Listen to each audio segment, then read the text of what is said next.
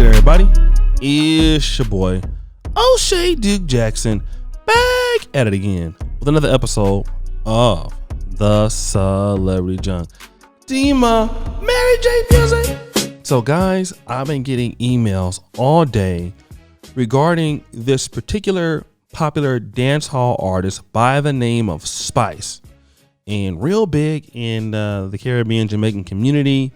And she's also been on Love and Hip Hop.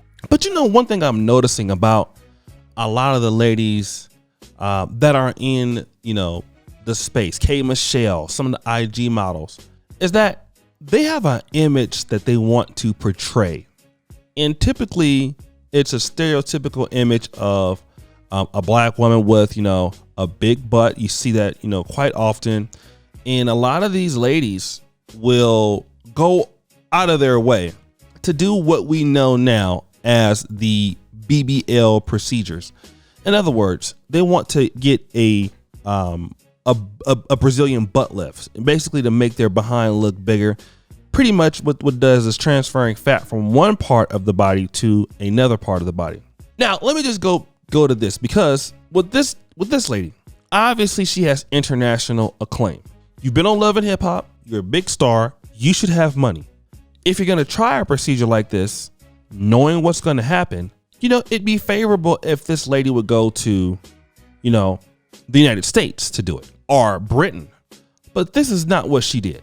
Allegedly, she flew to the Dominican Republic. So what I like to do, because, you know, I was in medical school myself, and I know a little bit about BBL procedures, but I want this doctor, who is a surgeon, explain the complications of dealing with BBLs. Here's why, in my opinion, I consider BBL surgery to be somewhat dangerous. BBL surgery is surgery that is performed but does have a high complication rate. What we often find is that when we are injecting fat, there's been a significant number of patients where the fat's been absorbed into a vein, for example, which then takes that fat to the lungs or into your bloodstream, and that can cause some serious problems. It can cause heart attacks, it can cause a problem with your breathing, with your lungs, which can actually give you a really bad outcome. And you can get things like what we call DIC, disseminated intravascular coagulation, which actually causes significant bleeding, and actually you can bleed out from it. So all of these things that happen, and some of these things can of course happen anytime you're dealing with fat. However, in the context of a BBL operation, most papers show that this is sort of abnormally higher in risk and rate than you would have for most other plastic surgical operations. We like to perform operations that are safe, and we like to perform operations that are reproducible, so a similar result or the same result can be achieved on more than one patient. I don't feel that we can do this with BBLs, and certainly in some patients, some surgeons' hands, you can get a great result, but it's such a variety of results in such a variety of different hands.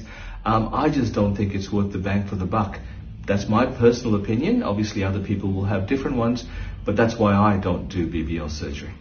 So now that we've heard that, I want to also play a clip, you've probably seen this before, of a woman who basically her friend lost her kidney in DR while asleep during this procedure. My friend around 7 months ago, she went to DR. She went to DR, and of course, listen, your friends, they don't listen to you. They don't want to hear nothing you gotta say. I'm a friend, I respect you, do what you do. But just be careful. Go to a good doctor. She failed to do that. She went to a doctor that she seen a girl post about this doctor on, of course, IG. One thing about IG that you have to know is these girls get paid to promote these doctors. Whatever amount you pay towards that doctor is being cash out to the same girl that's like, oh yeah, say my name, say I sent you. Yeah, they're getting a cut. She goes to DR, right? She gets this surgery done. She had lipo and she had a tummy tuck, and then she has a physical, right? But since then, she was complaining. She was complaining of just body aches, headaches, you know, just feeling really heavy all the time. So she went to the doctor, and the doctor tells her, hey, we just got your blood results. Why is your kidney count low? So then the doctor says, have you had any surgeries? Have you had any surgeries in the last year? Yes, I've had tummy tuck, I've had BBL, all of these things. So she has a CAT scan done. And during a CAT scan, it shows up.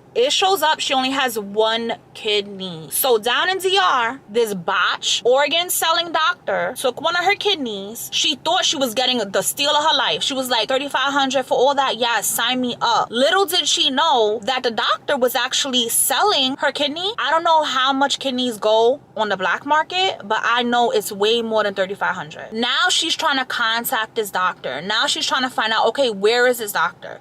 This doctor disappeared, guys. Disappeared. The girl that was on freaking IG, come to find out, that girl was not even real. That girl was not even a real person.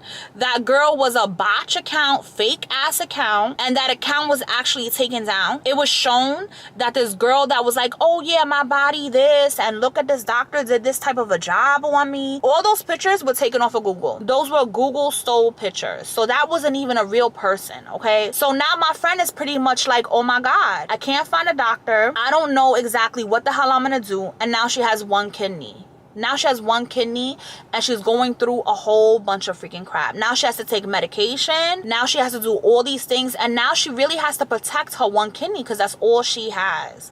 God damn. Bruh. So here's what I want to, talk about that. Not only are you in danger of dying, you are in danger of getting your organs taken from you, especially in these third world countries because you have no protection from the law. So now why do ladies continually do this? Put themselves at extreme risk to do this. And the only thing I can explain or understand is you're dealing with ladies with low self-esteem. All right? Ladies with low self-esteem. And what you're going to notice, all right, is that a lot of people with low self-esteem don't want to do the work. They want a fly-by-night fix. So they'll risk it. Even though you don't have no health insurance, whatever there, you'll risk it. They believe that having a BBL is going to make more opportunities greater for them. Well, there are a lot of opportunities. I mean, look at Rihanna. I mean, look at other people in business, people who, people like them.